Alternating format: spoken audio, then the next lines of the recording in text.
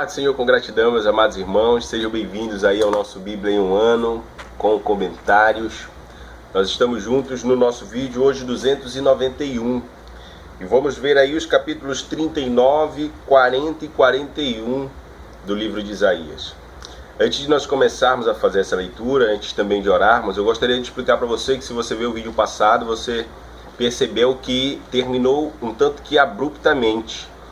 Eu tinha proposto e disse no início que faríamos o capítulo 37, 38 e 39, só que no decorrer da leitura do capítulo 39 meu celular deu problema, eu estou gravando no celular, não edito o vídeo.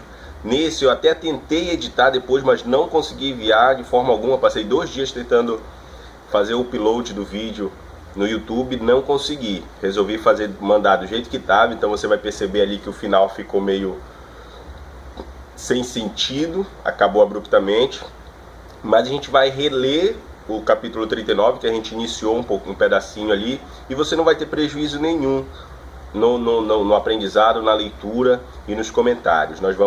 Ficamos com os 2 capítulos no vídeo anterior, porque eu não me desfiz do vídeo, aproveitei, e hoje nós vamos ver 3 capítulos, 39, 40 e 41, se Deus permitir, e eu creio que já permitiu. Para isso, e sabendo que todas as coisas estão na mão de Deus, e Deus já me mostrou, me esclareceu o propósito de ter acontecido de tal forma, de ter ficado só aqueles 2 capítulos, e Ele sabe todas as coisas. Vamos ver hoje aqui como o Senhor vai nos conduzir nesses 3 capítulos que nós nos propomos a ler hoje. Antes disso, oremos ao Senhor. Querido e amado Deus, peço a Ti, Senhor, nesta hora, Tu que és nosso Pai, nosso auxiliador, Tu, Senhor, que és nosso Consolador através do Teu Espírito, ajuda-nos nessa hora no nosso propósito, que possamos, Senhor, avançar, concluir, Senhor, esta leitura bíblica, que o Teu nome possa ser engrandecido em nós, que possamos aprender mais de Ti, Te buscar mais, ter sempre sede da Tua palavra. Faz com que o Teu Espírito fique lembrando ela, Senhor, em nossa mente, em nosso coração, dia e noite, para meditarmos na Tua palavra. Nos abençoe em mais este vídeo, eu te peço, te agradeço, em nome do Senhor Jesus. Amém. Vamos ao capítulo 39. No vídeo passado, a gente terminou aí vendo a doença de Ezequias. O rei de Judá ficou adoentado e orou ao Senhor, e o Senhor atendeu a sua oração, lhe deu uma segunda chance. Nós falamos sobre isso no vídeo passado. Na sequência disso, vem o capítulo 39. Naquela época, Merodach-Baladã, filho de Baladã, rei da Babilônia, enviou a Ezequias cartas e um presente, porque soubera de sua doença e da sua recuperação. Ezequias recebeu com alegria os enviados e mostrou-lhes o que havia em seus depósitos: a prata, o ouro, as especiarias, o óleo fino, todo o seu arsenal e tudo o que se encontrava em seus tesouros. Não houve nada em seu palácio ou em todo o seu reino que Ezequias não lhe mostrasse. Então o profeta Isaías foi ao rei Ezequias e perguntou: o que aqueles homens disseram e de onde vieram? De uma terra distante, Ezequias respondeu. Eles vieram da Babilônia para visitar-me. O profeta perguntou: o que eles viram em seu palácio? Ezequias respondeu: viram tudo o que há em meu palácio. Não há nada em meus tesouros que não lhes tenha mostrado. Então Isaías disse a Ezequias: ouça a palavra do Senhor dos Exércitos. Um dia, tudo o que há em seu palácio, bem como tudo que os seus antepassados acumularam até hoje, será levado para a Babilônia. Nada ficará, diz o Senhor. E alguns de seus próprios descendentes serão levados e se tornarão eunucos do palácio do rei da Babilônia. É boa a palavra do Senhor que você falou, Ezequias respondeu, pois pensou: haverá paz e segurança enquanto eu viver. Capítulo 39. Capítulo curto, mas que traz ensinamentos para nós, para mim e para você, práticos no nosso dia a dia. Ezequias, assim que ficou curado da sua doença, e ficou curado milagrosamente, por intermédio do Senhor. Em vez de Ezequias, quando recebeu a visita dos babilônios, engrandecer o seu Deus que tinha lhe curado, o que ele faz? Ele engrandece a si e ao seu reino e leva os babilônios para conhecer tudo que possuía. Ouro, prata, arsenal, conheceram o palácio e o reino de Israel por dentro. Eduardo, como é que você afirma que eles foram lá para ver a glória de Deus, ou que era para Ezequias engrandecer a Deus? Porque isso Deus faz menção na sua palavra lá no livro, se eu não me engano, de 2 Crônicas sobre isso. Que Deus enviou os babilônios lá, levando o presente a Ezequias. E você vê como foi um pouco a atitude de Ezequias de forma assim egoísta. E tentando se engrandecer perante um reino vizinho. De forma que ele escancarou a sua casa, mostrando os seus tesouros, mostrando o seu poderio, como se você hoje viesse alguém que você não conhece, lhe desse 2 palavras bonitas e um presente, e você chegasse em casa e falasse: olha, esse daqui é meu cofre, aqui que eu guardo meus milhares de reais, meus milhares de euros, olha, essa daqui é o sistema de segurança da casa, é aqui que você aperta para a câmera funcionar, é aqui que você aperta para o portão abrir, olha, isso daqui é tudo que eu tenho, isso daqui são minhas roupas, minhas bolsas, meus sapatos, essa daqui é a maquiagem que eu uso quando eu vou para festa, como se você fizesse isso com alguém que você não conhece. E foi isso que Ezequias fez. Isso lhe custou, amado. A verdade é que Deus, eu penso dessa forma, pelo Espírito Santo de Deus e pela palavra, Deus provou para ver como seria a ação de Ezequias depois que Deus lhe concedeu a segunda chance. E ele não agiu, talvez, exatamente como Deus queria. Agiu como Deus sabia que ele ia agir. A verdade também é essa. E no final, Deus envia Isaías a ele. Isaías pergunta a ele o que aconteceu, ele explica. E Isaías ainda fala: olha, por conta disso, esse povo que veio te visitar e você mostrou tudo, eles vão vir aqui, vão levar tudo que você mostrou. E os teus descendentes ainda vão ser eunucos deles, vão ser escravos deles. E ele, para você ver como tinha um pensamento egoísta, o que ele pensou? Ai, que palavra boa. Porque ele pensou: isso não vai acontecer no meu reino enquanto eu estiver vivo, isso vai acontecer só depois que eu morrer. Você vê que ele pensou só nele, não pensou nos seus descendentes, não pensou no reino, não pensou no que estava ali a se desenrolar aos seus descendentes. Pelo contrário, ficou tranquilo e feliz porque não era com ele. E assim você percebe a atitude de Ezequias. Assim você percebe algo que aconteceu com ele, a forma que ele agiu, e com certeza de uma forma que não agrada o Senhor. Porque a palavra, como volto a lhe dizer, diz lá no início, em Crônicas ou 2 Reis, que o Senhor levou esses homens lá para que ele pudesse apresentar o Senhor a eles, dizendo que o Senhor o tinha curado e o Senhor era dono de todas aquelas coisas lá. E não foi assim que ele fez. Espero que você entenda. Capítulo 40. Consolem, já fora do contexto de Isaías, de Ezequias. Consolem o meu povo, diz o Deus de vocês. Encorajem a Jerusalém e anunciem que ela já cumpriu o trabalho que lhe foi imposto. Pagou por sua iniquidade e recebeu da mão do Senhor em dobro todos os seus pecados, por todos os seus pecados. Uma voz clama: no deserto preparem o caminho para o Senhor. Façam no deserto um caminho reto para o nosso Deus. Todos os vales serão levantados, todos os montes e colinas serão aplanados. Os terrenos acidentados se tornarão planos, e as escarpas serão niveladas. A glória do Senhor será revelada, e juntos todos a verão, pois é o Senhor que fala. Uma voz ordena: clame. E eu pergunto: o que clamarei? Que toda a humanidade é como a relva, e toda a sua glória como as flores do campo. A relva murcha e cai a sua flor quando o vento do Senhor sopra sobre eles. O povo não passa de relva. A relva murcha e as flores caem, mas a palavra de nosso Deus permanece para sempre. Você que traz boas novas a Sião, suba num alto monte. Você que traz boas novas a Jerusalém, erga a sua voz com fortes gritos. Erga e não tenha medo. Diga às cidades de Judá: aqui está o seu Deus. O soberano, o Senhor vem com poder. Com seu braço forte ele governa. A sua recompensa com ele está, e o seu galardão o acompanha. Como pastor, ele cuida de seu rebanho. Com o braço ajunta os cordeiros e os carrega no colo. Conduz com cuidado as ovelhas que amamentam suas crias. Quem mediu as águas na concha da mão, ou com o palmo definiu os limites dos céus? Quem jamais calculou o peso da terra, ou pesou os montes na balança e as colinas nos seus pratos?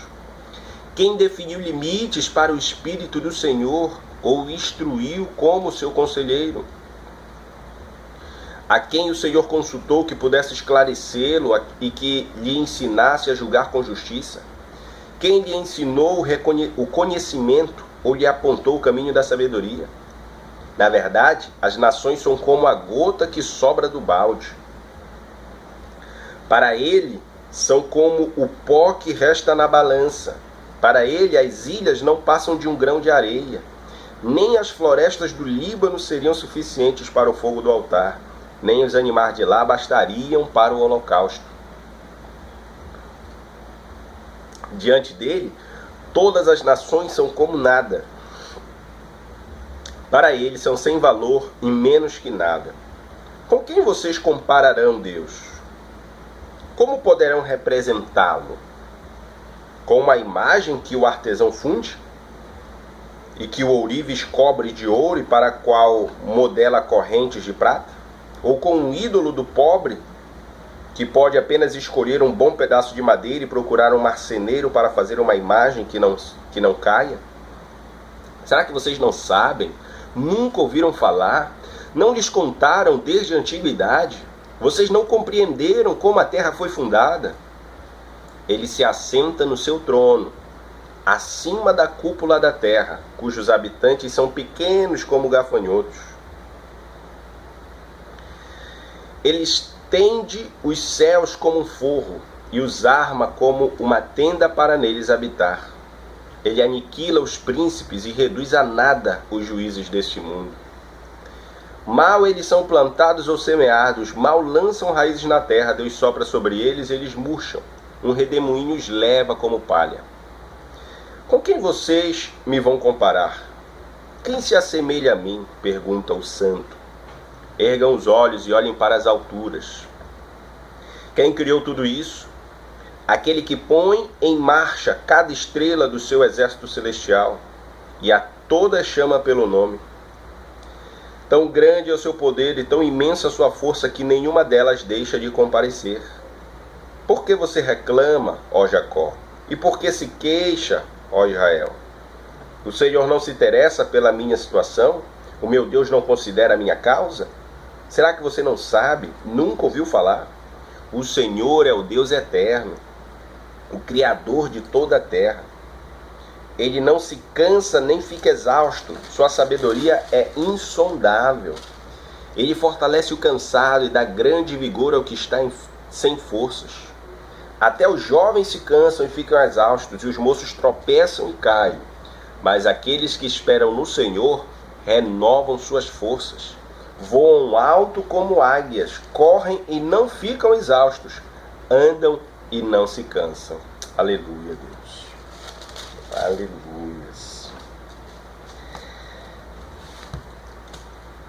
Capítulo 40. Muito bom, muito boa palavra, muito bom esse capítulo. Traz uma definição de como é Deus para nós. Primeiro, a primeira parte aqui, digamos assim, desse capítulo, ele fala anunciando o Senhor. diz que Israel, ou o povo judeu, o povo de Deus, e aqui já fala como se fosse no futuro, né, de algo que ainda não tinha acontecido. Aqui já estava falando passa rapidamente por Israel pagando o preço dos seus pecados. Fala da voz que clama no deserto. Lembra qual é a voz que clamou no deserto? João Batista, que anunciou Jesus. Fala sobre Jesus Cristo. Fala sobre o poder ilimitado de Deus e a sua grandiosidade. E fala daqueles que estão nele e esperam nele. Tem muita informação, tem algumas revelações de Deus aqui. E você compreende também como Deus fala através dos seus profetas, através das pessoas. Para os que ouviam isso daqui, a maioria na época, como o próprio Senhor fala, eles vão ouvir, mas não vão entender. Era uma palavra que era guardada para nós. É uma palavra que eu não sei nem se Isaías compreendia. Hoje eu e você temos essa palavra para nos dar fé, nos dar confiança e convicção plena de quem é Deus e de tudo que ele já operou. Porque próprio João Batista e Jesus Cristo falou. Essa é a voz que Isaías falou, que clamaria no deserto. Então você já sabe, essa voz que diz aqui no versículo 3, já veio. Estamos falando de coisas que aconteceram. Mas quando Isaías anuncia aqui, ainda seria futuro. No deserto preparem o caminho para o Senhor. E João Batista veio e preparou o caminho para o Senhor. Versículo 5 diz que a glória do Senhor será revelada. E a glória do Senhor foi revelada através de seu Filho Jesus Cristo. Enquanto esteve na terra, operando milagres, curando, morrendo e ressuscitando em glória. Subindo aos céus aos olhos de muitos. E garantindo que voltaria para buscar sua igreja. A glória de Deus foi revelada aí. E Deus fala para Isaías, clame. E ele pergunta, o que clamarei? Que toda a humanidade é como a relva, e toda a sua glória é como as flores do campo. Isaías tinha uma missão de mostrar para as pessoas de Israel, que já estavam se achando por sua religiosidade, pelas vitórias que Deus tinha dado ao longo do tempo, por ser um povo de fato escolhido por Deus, mas aquilo encheu Israel de certa forma, que eles acabaram se afastando de Deus. E o Senhor mostra a Isaías a sua grandiosidade, para que ele avisasse e anunciasse ao povo o quanto eles eram pequenos perante Deus. E Deus fala para ele, clama, que toda a humanidade é como a relva, e toda a sua glória é como as flores do campo. Quer dizer o quê? São passageiros. O que Deus está dizendo para Isaías avisar ao povo, para mim, para você, é que nós somos passageiros. As nações são passageiras. Olhe lá o grande império egípcio, o grande império romano, o grande império babilônico, persa, turco-otomano, Napoleão Bonaparte, Hitler, todos esses caras passaram. E na época que estavam no auge da sua glória, pareciam que seriam eternos. Alguns até acreditaram que eles eram próprios deuses. E você percebe que a história não nos engana, não nos mente, que a palavra de Deus é real, que todas essas coisas passam, mas a palavra de Deus não passa, permanece para sempre. Está no versículo 8. A relva murcha e as flores caem, mas a palavra de nosso Deus permanece para sempre. E essa palavra aqui, amado, ela só tem 2.500 anos de história registrada, né? E você vê em 2.500 anos, tudo se passa, tudo passou. Quantas pessoas, quantos reinos, quantos poderosos príncipes passaram. A palavra de Deus continua aqui intacta. Chegou à minha casa e à sua, ao meu e ao seu coração. E habitou o coração de grandes homens ao longo da humanidade, homens de Deus. E o Senhor traz para nós aqui características de Jesus. Como um pastor, ele cuida do seu rebanho, ajunta os cordeiros, os pequenos, conduz com cuidado as ovelhas que amamentam suas crias, aqueles que alimentam seus irmãos, ele conduz com todo cuidado. E você vê, e isso nos serve para entendermos que todas as coisas estão nas mãos de Deus. Cada detalhe, amado, da sua vida, você como um cordeiro do Senhor, você como uma ovelha do Senhor que amamenta outros ou não, você como um pequeno na fé ou como um grande na fé, não importa. O Senhor tem cuidado contigo particular, especial. Isso é fundamental você compreender para que a tua fé seja baseada não no que você acha, não no que você consegue ver, mas baseada numa convicção de um Deus todo-poderoso que cuida de ti e está no controle da tua situação. Se você se coloca diante dele, se você aceita o chamado do Senhor para ser sua ovelha, e é isso que o Senhor espera de mim e de você, que a gente apenas nos coloquemos na posição, entremos pelo aprisco, pela porta que o Senhor vai nos cuidar, e no mais, ele descansa no Senhor, porque Ele cuida de ti, Ele te conduz e Ele não perde nenhum dos seus, diz a palavra do Senhor, apenas aqueles que já estão predestinados à perdição. E eu creio que entre eu e você que está vendo esse vídeo, não tem aquele predestinado à perdição, pelo contrário, nós estamos crescendo em graça e crescendo em conhecer o Senhor. Então compreenda isso e tenha paciência. Você vai ver aqui mais demonstrativos de como é Deus e como nós somos tão pequenos. Parece até um pouco da parte de Jó, quando explicam a Jó como Deus era. E ele fala aqui, quem definiu os limites para o Espírito do Senhor, quem o ensinou, quem o acompanhou. Ele fala sobre as nações, são como a gota que sobra do balde. Olha o tamanho das nações. As nações são para ele como pó que resta na balança. Você tem ideia do poder de Deus e como nós somos muito pequenininhos perante o Senhor? Como tudo está nas palmas da sua mão?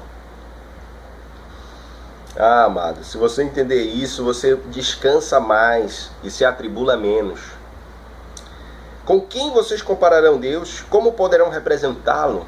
E aqui ele faz uma crítica, o Senhor orienta, criticando, exortando aqueles que tentam colocar a divindade num objeto, num ídolo de madeira, num ídolo de metal, e aquele ídolo prestam culto, aquele ídolo colocam como centro de suas vidas, reverenciam, creem, têm fé. E o Senhor fala, vocês podem comparar Deus com um ídolo que vocês criaram. Que mal vocês conseguem fazer ele ficar de pé? Vocês querem comparar Deus e a divindade e a fé e a grandiosidade de quem move todas as coisas num ídolo de madeira? Vocês estão brincando comigo, né? O Senhor fala. Isso não existe, amado. Ele se assenta no seu trono acima da cúpula da terra. Ou seja, Deus habita pensando assim numa personificação acima da terra. Nós sabemos que o Espírito dele habita em nós, mas Jesus está acima da terra, em corpo de glória. Ele está sentado à direita do Pai. Ele aniquila os príncipes desse mundo, reduz a nada os juízes deste mundo. Quem criou tudo isso? Põe as estrelas em marcha. E ele fala comigo e contigo. Por que você reclama, ó Jacó? E por que você se queixa, Israel? E às vezes a gente fica assim, né? Queixosos, reclamando. Ah, por que Deus está agindo, está demorando? Será que Ele não me ouve? Será que Ele não está atento? E aqui ele fala, o Senhor é o Deus eterno, Criador de toda a terra, não se cansa, não fica exausto, Deus não para de trabalhar a nosso favor. E Ele nos garante, amado, Ele fortalece o cansado e dá grande vigor que está sem forças. Até os jovens se cansam e ficam exaustos, mas aqueles que esperam no Senhor renovam suas forças, voam, correm, andam e não se cansam. Qual é o segredo? Esperam no Senhor. E aí tem o ponto final desse capítulo. Espere no Senhor. Pare de estar querendo agir da sua forma, nas suas crenças limitadas. Não limite Deus de agir, apenas descanse e espere nele. E saiba, você tem condições hoje, porque o Espírito Santo de Deus já habita contigo e em ti. Você tem condições hoje de saber quando uma coisa é de Deus e quando não é. E não queira, amado, abrir o peito para aquilo que não é de Deus. Não queira caminhar nos caminhos que não são do Senhor para você. Se guarde e espere e descanse no Senhor para que você ande e não se canse, para que você possa correr, para que você possa aproveitar o melhor de Deus nessa terra e principalmente andar de mãos dadas com Ele, que é o que você pode fazer de melhor, amado, aqui. Capítulo 41. Calem-se diante de mim, ó ilhas. Que as nações renovem as suas forças, que elas se apresentem para se defender. Vamos encontrar-nos para decidir a questão. Quem despertou o que vem do Oriente e o chamou em retidão ao seu serviço, entregando-lhe nações e subjugando reis diante dele? Com a espada ele os reduz a pó, com o arco os dispersa como palha. Ele os persegue e avança com segurança por um caminho que seus pés jamais percorreram. Quem fez tudo isso? Quem chama as gerações à existência desde o princípio? Eu, o Senhor, que sou o primeiro, que sou o mesmo com os últimos. As ilhas viram isso e temem, e os confins da terra tremem. Eles se aproximam e vêm à frente. Cada um ajuda o outro e diz a seu irmão: seja forte. O artesão encoraja o ourives, e aquele que alisa com o martelo incentiva o que bate na bigorna. Ele diz acerca da soldagem: está boa, e fixa o ídolo com prego, para que não tombe.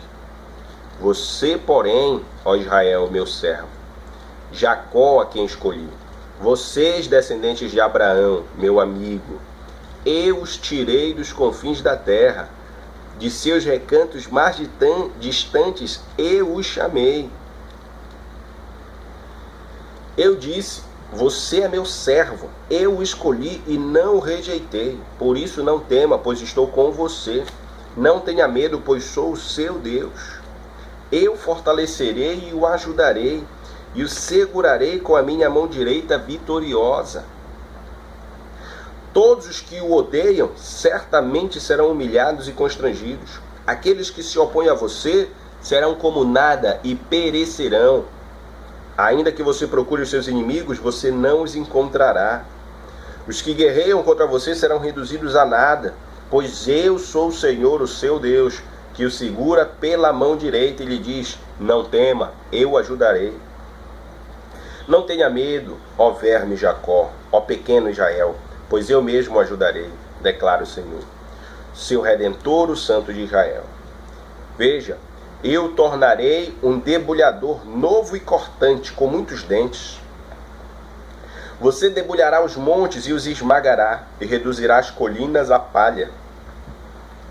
Você irá peneirá-los, o vento os levará.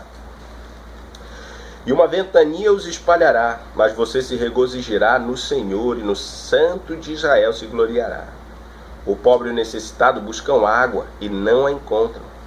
Suas línguas estão ressequidas de sede, mas eu, Senhor, lhe responderei. Eu, Deus de Israel, não os abandonarei. Abrirei rios nas colinas estéreis e fontes nos vales. Transformarei o deserto num lugar e o chão ressequido em mananciais. Transformarei o deserto num lago. Porém no deserto o cedro, a acácia, a murta e a oliveira. Colocarei juntos no ermo o cipreste, o abeto e o pinheiro, para que o povo veja e saiba, e todos vejam e saibam, que a mão do Senhor fez isso, que o Santo de Israel o criou. Exponham a sua causa, diz o Senhor. Apresentem as suas provas, diz o rei de Jacó. Tragam seus ídolos para nos dizerem o que vai acontecer. Que eles nos contem como eram as coisas anteriores, para que as consideremos e saibamos o seu resultado final. Ou que nos declarem as coisas vindouras, revelem-nos o futuro para que saibamos que eles são deuses. Façam alguma coisa, boa ou má, para que nos rendamos cheios de temor. Mas vejam só, eles não são nada, e suas obras são totalmente nulas. Detestável é aquele que os escolhe. Despertei um homem, e do norte ele vem. Desde o nascente proclamará o meu nome. Pisa em governantes como em argamassa, como o oleiro amassa o barro. Quem falou disso desde o princípio, para que o soubéssemos, ou antecipadamente, para que pudéssemos dizer, ele estava certo? Ninguém o revelou, ninguém o fez ouvir, ninguém ouviu palavra alguma de vocês. Desde o princípio eu disse a Sião, veja estas coisas acontecendo. A Jerusalém eu darei um mensageiro de boas novas. Olho e não há ninguém entre eles. Nenhum conselheiro que dá resposta quando pergunto. Veja, são todos falsos. Seus feitos são nulos. Suas imagens fundidas não passam de um sopro e de uma nulidade. Glória a Deus, Senhor. Capítulo 41 traz mais e ensina-nos mais aí de como Deus age, né? De como Deus é ajudador do seu povo, dos seus servos, como Deus é ajudador de Israel. Primeiro, ele fala das nações, dos povos, das pessoas que não se voltam para Deus, das pessoas que preferem se voltar aos ídolos, das pessoas que, de certa forma, não se subjugam ao Senhor e colocam suas forças nos seus braços, nos seus ídolos, que olham Deus de longe, tremem, mas não o conhecem. É isso que fala aqui nos primeiros versículos desse capítulo 41. E Deus os persegue, os colocará em situações difíceis. Na sequência do versículo 8 e diante, você tem aí Deus falando para o seu povo. Olha lá no 8. Você, porém, ó Israel, meu servo, e vocês, descendentes de Abraão, entramos nós aí, descendentes de Abraão, amigo de Deus, meu amigo, vocês são meus servos, eu estou com vocês, eu fortalecerei, disse o Senhor. Então você tem aqui uma palavra de incentivo, uma palavra de ânimo, que Deus dá ao seu povo, que Deus dá aos seus filhos, que Deus dá àqueles que esperam nele e que temem o Senhor. Então esse capítulo 41, você tem aí Deus, amado, mostrando-se a nós como aquele que nos ajuda, como aquele que cuida de nós. Ele fala que ainda que procuremos os nossos inimigos, não os encontraremos. Por mais que outros busquem água onde não tem, o Senhor fará brotar água para que nós possamos beber. Abrirá rios em colinas estéreis a nosso favor.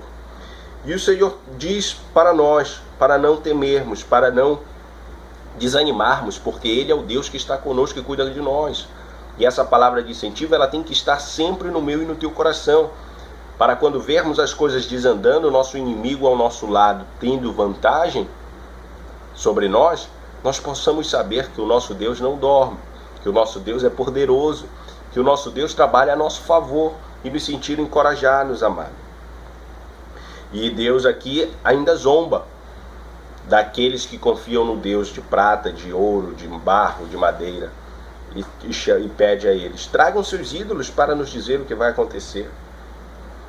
Traz eles aí, que eu quero ver o que ele é capaz. Faz ele falar do futuro, o que vai acontecer, se eles puderem. E no final o Senhor diz, vejam só, eles são nada e suas obras são totalmente nulas. Detestável é aquele que os escolhe.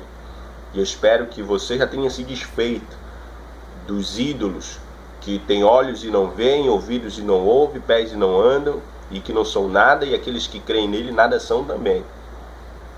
O Senhor diz aqui que são detestáveis.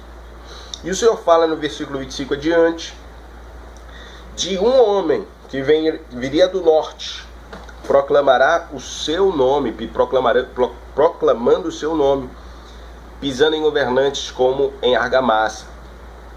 Aqui eu creio que seja Dário, que veio depois libertando o povo da Babilônia, e o Senhor vai fazer menção nele mais à frente aqui nesse próprio livro de Isaías. Mas fala de coisas também que já, nesse trecho, de algo que já aconteceu a favor do povo de Israel, e de um que veio destruindo a idolatria, pisando sobre aqueles povos diversos lá que não conheciam a Deus.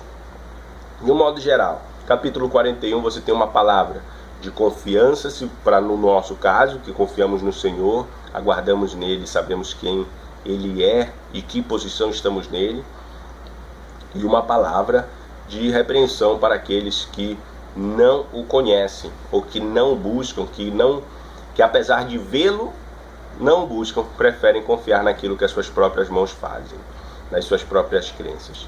Eu espero, amado, que cada dia mais a sua convicção no Senhor, a sua fé, ela esteja crescendo, porque a palavra de Deus também nos ensina que a nossa fé ela vem pelo ouvir, e ouvir a palavra de Deus. E quanto a isso, você e eu estamos sendo edificados com esses vídeos. No mais, que o Senhor te abençoe, te acompanhe e resplandeça a sua fé, a sua graça, na sua e na minha vida. Fique na paz do Senhor Jesus.